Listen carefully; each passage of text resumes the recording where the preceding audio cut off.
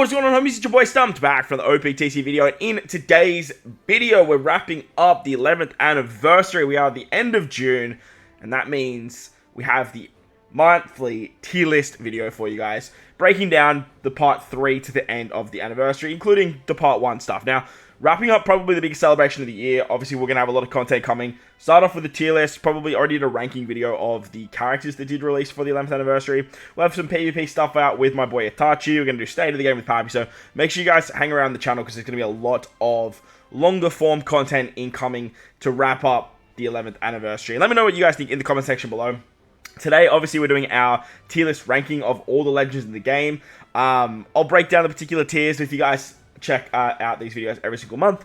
You guys will pretty much understand the gist of how they actually work. But for you new players, hopefully this video helps you guys out in terms of what characters to invest in, what characters to look out for if you are still summoning on the 11th anniversary, and what characters is going to be the best to sort of pick up dupes for moving forward. I like to rank characters on their power, versatility, and usability in terms of their colors, their classes, the power of their special, how often you're going to see that special used, and how often the character is actually used in the game. Because look, we do live in a boosted meta where they really want you to use particular characters to take on particular pieces of content, but there are going to be big things like Super Boss Kazuna where damage is important, Treasure Map where speed is important, and then PvP because it is the best game mode in the entire game. So let me know what you guys think in the comment section below. If you agree or you disagree, let me know down below as well. I am a little bit husky. I went away for the weekend with the family, and look, it's very, very cold. We did a lot of sunrise and stuff. It was a beautiful time, but your boys' sinuses do get a little bit hit. So apologies for the husky voice, and I am coughing. So look, I'll do my best to edit everything out, but hopefully it does come up to scratch. If you enjoy the video, belt the like button, hit the subscribe button, do all that good stuff. And with that said, let's dive in. Alright, so looking at last month, this is pretty much what we had for part 1 and part 2 of the 11th anniversary. And we're starting it off here as the top 10. In order, these are my top 10 best characters in the game. We have Zoro Sanji up there as number 1. We have Ace, Yamato, versus Luffy, who is absolutely incredible. The new Nami that did come from part 1. The Luffy Zoro Sanji unit that did come from part 1. We have Int, Powerhouse Luffy, Nami, Karina, Shanks, and Roger. Look, all these characters I feel like are still very, very powerful. We'll have a chat. There might be some movements in the top 10 when we get to some of these characters, because look, part 3 did bring some bangers, but look, it also did bring some stinkers as well. Next, we move on to God tier. Look, these characters, you could probably make an argument to me if you have them up in the top 10. I disagree that they're in top 10, but they all are very, very good characters in their own right. These are not in any particular order too, by the way. So if you guys see like Saturn, you're like, oh, Saturn's better than Kizaru. No, like for me, they're pretty much on par. If you made me do like a top 50 list, then like obviously I would do something like that. But at the same time, I feel like once you sort of go past the top 10, it's really chalk and cheese as the big difference for the characters. Next, we have meta. Like these characters are all really, really good because of their classes and just how the game is right now, and what teams need. Like, the characters basically needed on that particular team, or they're just so good for particular pieces of content. For example, like powerhouse teams, you kind of want to run Kaido's end turn damage is kind of very, very powerful in that regard. But then you have like utility characters like Togi that can bypass effects. Robin and Jibei as their sub potential is just super important, and then like Shiroshi Manchari for just being an absolute demon with removing 10 turns to any status effect. Then we kind of make our way down to like ST Captain, S tier Sailor. So the difference between Captain and Sailor, obviously these are the leaders of the team. These are just like characters that go on the team. Level limit break, LLB, means you need 10 copies of the character to get them to be as powerful as they actually are. Then we have PvP mainly. As I mentioned, we will have some PvP stuff out with my boy Itachi. But for now, I did want to sort of put characters on a tier list, put them somewhere, because like with PvP Legends, for example, like they don't really hold value anywhere else in the game besides like PvP. AT Captain, making our way down to AT Sailor, AT Level and Rank, and you guys get the gist from here. We do have this little tier here for Grand Voyage Must. We did get a new Grand Voyage, actually, in the last sort of coming month. So, there will be a couple characters that kind of need to fall into that particular tier. And then we also have support. These characters are basically characters you guys want to max out. Just get their support maxed out, call it a day, and move on from there. There's not a lot of them, but some of these characters have some absolute disgusting support, and you definitely want to max them out for your regular ongoing teams. Then we make our way down to bad for now. Look, they're just bad for now. You honestly should be up here, but like we have you there. So, like, it's absolutely fine. And then need love. These characters definitely need love. And then we have the new characters down here for the part 3 of the anniversary. We have the stinkers here of Jinny and Dragon. We have the 6+ of Sabo, Koala. And then we have the new summertime units, which kind of came out of absolute nowhere. But at the same time, like, we knew they were coming. We just didn't think we were just going to get, like, back-to-back-to-back situations as we are in right now. So, let's quickly scroll back to the top. Apologies for the wonkiness of the scrolls. And let's take a look at some characters here. I want to bring Khalifa down to meta. I do want to bring the waifu 6+ down to meta too. They're very good units, but look, they're definitely falling off. Same with Cross Guild and 6-star Gear 5 Luffy. All these characters are all very good in their own regard, but, like, they're basically just put into, like, the meta of the game. Like, Luffy's now meta because, like, if you have defensive-based content, if you're a newer player, you want to sort of get him to a point where you can just beat content very easily. But at the same time, like, he's not going to be, like, a god tier unit that a lot of endgame players are going to sort of start flocking towards and sort of using. Alba, I still think is god tier because of the blind despair removal was just absolutely disgusting. Luffy Lucci is definitely going to come down for me as well. Same with Zoro Kaku. Like, I definitely just want to make sure that we are sort of getting some separation up here. I'm going to bring Robin and Jinbei down to S tier Sailor. I think nowadays, like, they're not a meta-based unit. Like, they're ridiculously good and one of the best subs in the game. But, like, that's pretty much all you're using them for. It's just basic sub potential. I'm going to bring Carrot and the Sulongs down to A tier Sailor. I don't really see a world where they were ever... have been used since their actual release. And I want to bring Kumar down from S tier Captain to S tier Sailor. We're bringing Vegapunk down to A tier Sailor as well. Vegapunk sucks, man. The tag system hurts him so much. I'm going to bring Law up to S tier Captain now that Strikers have had a disgusting resurgence. And Sobermask can probably come down to A tier Captain as well. Actually, no, he's an S tier Sailor. We'll bring him down to S tier Sailor as well. He's still very, very good. The S-Snake Kazuna Legend can come down to A tier Captain. Definitely has fallen off. Same with Shiryu. Just not there anymore. Bonnie's very good too, but her damage output, honestly, like, has just been sort of kind of replaced. So we want to bring her down too. Lord Beppo, man, Lord Beppo is really good. I really want to bring them up, but I don't know if they need to come up into meta. Robin and Koala, definitely an underrated unit. Very, very powerful with the new Revolutionary Army tag. As for everyone else, I think we're pretty fine here. Yeah, I think we're okay. I did want to make some big changes because, like, we have some, like, we just have, like, a lot of power incoming for the back end of the 11th anniversary. So yeah, I'm pretty happy with that. I think that's pretty good for now. As for anything else, maybe Cat Viper can come down a little bit. Giants could maybe come down.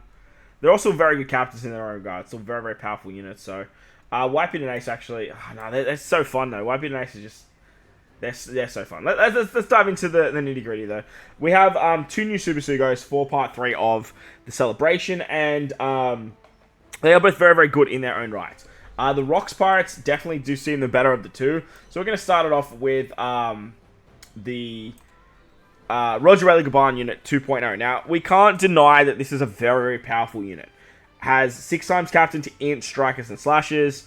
Gives color affinity at a massive rate. Can be class effectiveness for strikers and slashes. Sets up an int territory. Has the strongest super tandem in the game.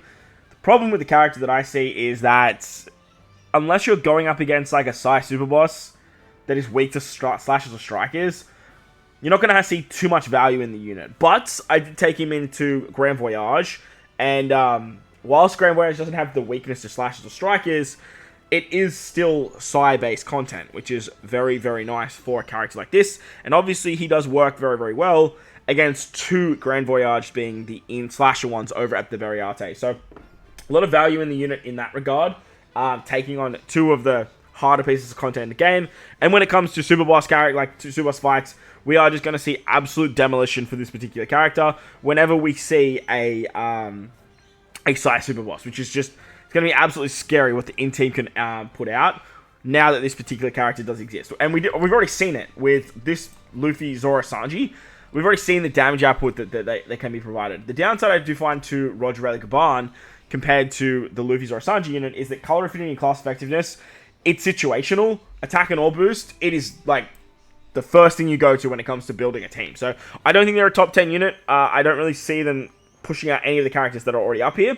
But when it comes to damage output, this is probably going to be a top 3 unit when it comes to just pure damage potential. This being number 1, this being number 2, this being number 3, to be honest. Like, Nami's damage output is crazy. The character does have some flaws as well, does have some holes that I don't like. I do have a few gripes with the holes of the character, and that's they're a special binding unit that doesn't remove special bind on themselves as a captain. Their EX, it could have just been so easy for their EX to just say remove special bind on this unit. Like, that's all that needs to be done to make this character just so much more viable. But unfortunately, they didn't go ahead and do it. Like, they just held back a little bit too much with the character in that regard. But as well, in saying that, like, the damage output, you guys have seen the craziness that the character can provide. They do have some utility as well, removing decreased chain multiplier growth rate by 10 turns, I believe it is. And then they also give the up to 2.5 chain shenanigans, which, look, is very, very strong. And I definitely don't want to discredit how powerful that actually is. But it's just not something that you're going to see all that much of. So, look, God tier unit, in regular play, I like Kizaru more. But in PvP, this character is an absolute demon. And for myself, it's a big reason why I like the character so much, because I'm a big PvP guy. They're demolition derby in PvP. Damage that bypasses defense is probably the strongest offensive ability you can have. 1.5 times their attack that hits all enemies that bypass defense. But they also have 4 times attack if you're below 40% HP, and an auto proc on death, which is very, very strong. And they've elevated the in-team back into like a top 3 conversation, which is just absolutely disgustingly strong. They're a must-have on that particular team, and obviously they do buff strikers too, so you can do some fun stuff there. So strikers obviously have had a rise, which works great. They are a bit of a subject to the tag system, though. Obviously in PvP they buff Roger Pirates, but they're like the only Roger Pirate in the game, besides other Rogers, which you obviously can't use, and other Rayleigh Barnes, who you obviously can't use as well. But in the regular system, like, they're not too bad. Alright, so making our way down now, we have the counterpart that came alongside them being the first rendition of the Rocks Pirates. And this character, man, this character's cooking. Like, they did a lot of things right with this particular unit. EX that gives you a 50% reduction, removes 10 turns of slot bind. Captain ability can go up to like an 8.54, it provided you have the right tags, and you hit excellent taps. This character here can go pretty high too, but it's based on color affinity. Boosts Striker's powerhouse and strength units, but does want to have like 6 striker characters to get the extra buffs of HP guard, damage reduction. They're just a very, very well-rounded unit. Their special is incredibly niche in terms of removing a bunch of debuffs that not a lot of other characters can remove. Stuff like damage nullification, stuff like the attack down if you're above a certain chain. They also give an orb buff at 4.5 times, and then they can get a set target if you already have an orb buff. And that's why I love this lore so much. I'm actually going to bring it up into meta now because, again, strikers are on a massive resurgence. But what this character can do is you can get 20 turns of cooldown for this unit. Start with Laura's captain, swap this unit into captain, get the massive, massive multiplier, activate the EX, and then you get the overheal mechanic with Lore 2, which just triggers even more of their ability. You can get the 4.5 times orbs. Lore becomes an attack boost. Then you get the set target ability. You move up to 6 turns of damage nullification, a whole bunch of attack down if you're above a certain chain rate. They're great in PvP. They do make strikers now a very prominent force, especially when you throw like this character into the mix as well. For me, I think Rox is definitely a top 10 unit. When it comes to building striker teams, I would never discredit how strong this character is actually going to be. And for that reason, I do think they're top 10. They also remove a bunch of, like I said, remove a bunch of very nasty stuff, which makes them very, very good. The problem is that, like, if you look at some of these other characters in the top echelons, like Slashes and Free Spirit, are all just so ridiculously powerful that I just can't really put them past something like maybe like an Int Luffy. But Int Luffy he's a demon on like so many different teams, being a Luffy character too. So I do think they're a top 10. If you pull them, you'll be very, very happy. I am probably going to keep Roger up here in top 10 though, and I think I want to bring Nami Karina down to God tier. I think Nami Karina, like, whilst Nami Karina is very, very good, her flexibility is what makes her insanely valuable. Not so much just like oh my god, I can't clear content, who do I need Nami Karina to clear that. She just, the flexibility of the character just makes her so valuable. So, yeah, Rock Pirates are great. If you pull them, you're very, very happy. They have the Super Tandem boost. It does work for striker characters, but then basically just needs to hit particular tags. And like, unless you're a Paramecia unit, you're not really going to get too much of a buff out of that particular super turn and boost. But like I said, Rock Sprites out of the two of Roger, Kaban, and Rocks, they're definitely the most valuable out of the two for most players. They just give you a lot. You get Semler slots, you get Tandem Orbs. They allow you to do a Super Tandem through Semler Orbs, which can't be changed, so they're very, very good. And on top of that, they have a lot of very good supports, because you've got Whitebeard and you've got Olin there, or Linlin. If you have them, like I said, be very, very happy, because they are a very, very good unit, and they're definitely going to do some scary, scary stuff. I do wish it was just like a Shiki, like from the Rock Pirates, but like, look, having Big Mom and Whitebeard in there does have a little bit of value as well. The downside is obviously you just can't run those characters on the team, and like Shiki and Whitebeard have a lot of striker representation in the game as well. So like that's kind of like the big downfall to the character if I'm really nitpicking, and the fact that obviously powerhouse strikers, they don't exactly have everything at their disposal right now, and neither does strength really. But at the same time, like they bring so much value to those teams. So you love to see that. Making our way down now, we have the stinkers of the 11th anniversary. We had the Kazuna Clash, and Kazuna Clash came out as a pre-11th anniversary, post-11th anniversary after party situation, and we got the very first rendition of Dragon in the game, and everyone was like, yay, we finally have Dragon. And then we read what he does, we understood his kit, and we're kind of like, yeah, right, Dragon, he's here, he's a guy. So not super happy with what they did with Dragon, but at the same time, like I said, he's an anniversary exclusive. He does hold some value over in PvP, which does make him okay. But honestly, for me, like, he's just like an S tier captain. I don't even know if I have him in S tier captain, to be honest. I probably have him in like S tier sailor, because he has like a weird captain swap mechanic. Now, this character is a huge subject to the problems with the tag system right now. He needs 6 cerebral characters to get all his abilities, and he also needs 5 of them to be Revolutionary Army. Now, if you go into the game and you click on Cerebral Revolutionary Army characters, there's a very select and minute amount of them. Now, like, if we have a look here, you've got, like, I think your Revolutionary Army, which is kind of funny. Like, Robin and Jinbei isn't. Robin and Koala, they are, and that's why they have a little bit more value. Obviously, like, this Kuma, I think is, maybe, I don't even really know. I don't have that Kuma, so it's a bit hard to tell. But, like, if you go back and look at characters like Quick Coruscant from the Cyber Koala release, Cyber Koala obviously got X6+2, which obviously gives them a little bit more value, being Cerebral and Revolutionary Army. But if you go back to, say, something like that character there, like, they don't actually have the Revolutionary Army tag, which is a huge problem in the game. Like, it's a massive problem, because that character could help you clear content. It could help you in particular situations, but you're just not going to be able to use them, because they're missing that particular tag. So that's going to be a massive problem moving forward. But if you do satisfy the 6 cerebrals, you can do a captain swap to your middle left. If you have 5 Revolutionary Army characters, you bypass all defensive effects, but then you also can't use defensive effects yourself. So you can just say damage nullification, barriers, all that kind of stuff.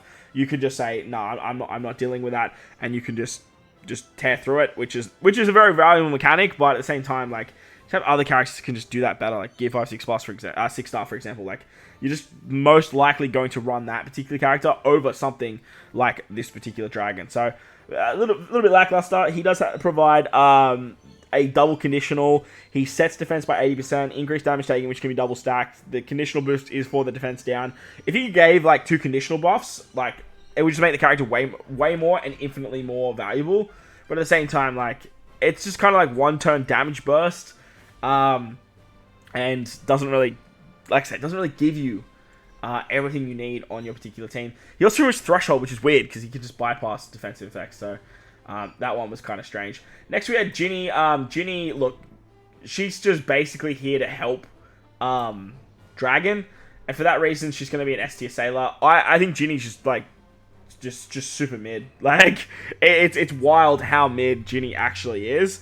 But at the same time, like, they just needed to give Dragon a little bit more support. So I understand why she's here. She's a Kazuna legend, one that I definitely wouldn't chase. Let her come to you. She can give Super Tandem through recovery orbs, which is kind of nice. As a captain, if you tap with type advantage, she gives you recovery orbs, which again, kind of nice, but is what it is. She removes damage reduction, which is weird again, because Dragon just bypasses the defensive effects. I feel like removing defense up for these characters would have been good, or Dragon setting defense to 0, the bypass full immunity would have been good too, but unfortunately it just wasn't meant to be for the characters.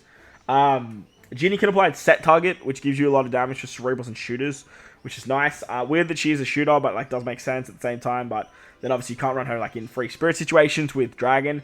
She gives you an orb buff too, which like can be beneficial. But at the same time, like I said, she's not really providing all that much. She does have a Super Tandem too, but you're just going to use like New Year's Sabo. You're going to use his Super Tandem if you're using any Super Tandem in the actual game. So that's Jinny. Upside to Dragon too, as I mentioned, he's very good in PvP. He can provide a haste, cooldown reduction, special reverse. He does have a super special as well, which is very, very good, which would be great for characters like Morley Karasu, for Sabo Koala 6+ and those types of units. But for now, like, you're not going to have him at level Limerick 5. If you do, like kudos to you, man, but you're just not going to run into that all that often because the character's just so mid across the board. He does have Super Tandem boost as well, though, which is something to note. Next, we have Sabo Koala 6+. Sabo Koala 6+, I'm actually a big fan of Sabo Koala 6+. They obviously have a level limit break. Their super special can give a massive color affinity boost, which they can extend into 3 turns. They give an attack boost for 3 turns. They remove special bind on themselves now. They remove special bind in their special, so you swap with them, they remove special bind, and then use their special, they can remove it for your entire team, so you don't have to worry about stuff like fear, which is a really, really nice addition. They also remove the attack down if you have a certain... No, they remove the debuff that makes orbs negative. So if you have like a debuff where all orbs are treated as unfavorable, they can just remove that completely, which is just game breaking at the time of their release. PvP, they're actually really, really good. Like, really, really good PvP character. They're great on the Free Spirit team when you partner them up with something like Dragon. They work exceptionally well, because you're just getting a lot of defensive drops with both Dragon and Sabo Koala, and they provide just a lot of damage output that can tear through particular teams very, very quickly. So it's a very, very nice character to have in your front lines when it comes to sort of just, like, blasting through enemy-based lineup. So you partner that with like Luffy and then Roger Relic Bomb for the cooldowns. It all works out pretty hunky-dory there. But overall, yeah, just a very, very fun character. I don't think they're like super game-breaking, but I do think they're one of the better level limit breaks. I don't know if their level limit break makes them just like disgustingly good, or if it's just the fact that they're 6+. I gave them the buff. But the downside I do find to the character is when you have a character like this available, this Sabo, like, most of the time, you're just going to use him. He also removes Special Bind. He gives you Tandem Orbs. He gives you an Orb buff. He gives you the class advantageous typing effect. So, like, Sabo for me, like, he just seems like a better version of Sabo Koala. But if you're trying to run, like, 3-turn buffs, getting attack boost for Free Spirit Cerebrals, also having the color affinity boost too, it's pretty nice all in all. Downside to the unit is the Super Swap is on an 8-turn Super Swap charge. Like, 8 turns is a lot, man. It's a lot. I don't know about you, but like wiping an Ace's biggest problem is the fact that they need so many swaps. And in boosted meta, like that's not going to be a problem. But at the same time, like when you're trying to run the content, like I just can't really see them being super, super viable. But the upside to the character is that 6+s always shine in stuff like Grand Voyage or in areas like PvP. And from what I've seen in PvP, and I'll have a showcase coming out a little bit later for you guys. From what I've seen in PvP, there's a lot of promise for this particular character, especially because like I have the character Limit Break expanded, so they're doing a lot of damage to 150. Yeah, it's a really, really fun character to have over on your PvP team. So if you have Sabo Koala maxed out, try him on the Free Spirit or Cerebral team because they can do some pretty fun and funky things. Next, we've got Nami and Yamato and Otama. Now these guys come for the swimsuit or the summertime batch. Please, for the love of God, skip these characters. These characters are ass, bro. They're all based around healing. And look, that's definitely not a bad thing, but like they are just straight up filler. And this is just a great banner to have right after the 11th anniversary, because it's so easy to skip these characters. They've basically just gone, all right, guys, I know you guys have spent all your gems on the 11th anniversary, and rightfully so, but hey, look, here's a bunch of boobs, and here's a bunch of pretty ladies. Maybe we'll get the Sims to come out of the woodworks and throw bunch of cash at these particular characters. I bet you us Yamato stands out there are just going absolutely AWOL for another fucking Yamato unit. So here we are. But these characters, they will be on tickets moving forward. So just wait for them. Let them come to you. Just run different strats in Big A. You will be fine. And if you don't have them for treasure map, it's gonna be okay. Fuck, they're probably gonna drop another like naked girl for fucking treasure map anyway. So just don't summon. Nami can paralyze, that can bypass full immunity if you've healed a bunch. Yamato and Otama do look the better of the two, I believe. But like both these characters suck. Honestly, like they're not super valuable. Honestly, I can't even remember exactly what they do because they suck so bad. Like it's just please do not summon for these characters.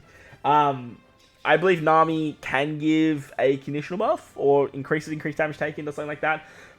They both have great utility in their captain though. That was like the one draw point to the units.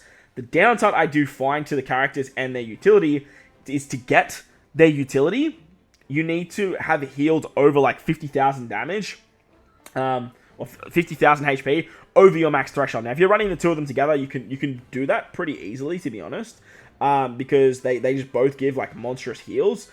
But if you're not running the two of them together, or you're not running a way to get a healing mechanic, you're just not going to get the utility. And say you take like a huge HP cut on turn 3, and you're not overhealing from your max HP, it's going to be really, really challenging to get that overheal mechanic without bringing a bespoke unit that can do that, which is then obviously going to like it's going to diminish how you do your team building and diminish some of those other powerful characters that you can bring on team. So, the fact that they're built around healing for me is just a huge problem. They're obviously going to be great in the next month, but after that, they're just going to be a character that goes into your box and then you just completely forget about. Kind of like Halloween Uta, for example, but like Halloween Uta obviously just like was nothing on release. But honestly, I don't even think there's something good as some of these characters. Like I think Ben Beckman Lucky Root is probably just like a much better character than this particular unit. So yeah. Those time for the moment. But hopefully this tier list helps you guys out if you're more of a newer player. Some small changes and some slight change to the top 10. The big one being the Rocks Pirate. Look, for me, Roger and Gaban, like they're right there just because of the amount of damage they can do in the PvP potential. But like I said, they're so situational. Very similar to like the Sabo. Like they're so situational, and the flaws they have in their kit does sort of hold them back for me. As for the rest of the top 5, top 6, top 7, top 8, or 7, yeah, like it all sort of all pretty much remains the same. But that's going to wrap up the video. Hopefully you guys enjoyed it. If you did, but like button, hit the subscribe button, do all that good stuff. Let me know what your top 10 is in the comment section below. But while you're down there, like I said, do all that fun stuff for me. Stay tuned to the channel. Hit the bell notification for all of the upcoming content. We're going to have state of the game. We're going to have PvP tier lists. We're going to have like meta team guides, all that fun stuff that will be coming out very, very soon. But most importantly, wherever you guys are in this beautiful world, please remember to enjoy the rest of your day. As always, homies, thank you all for watching, and I will catch you all in the next one.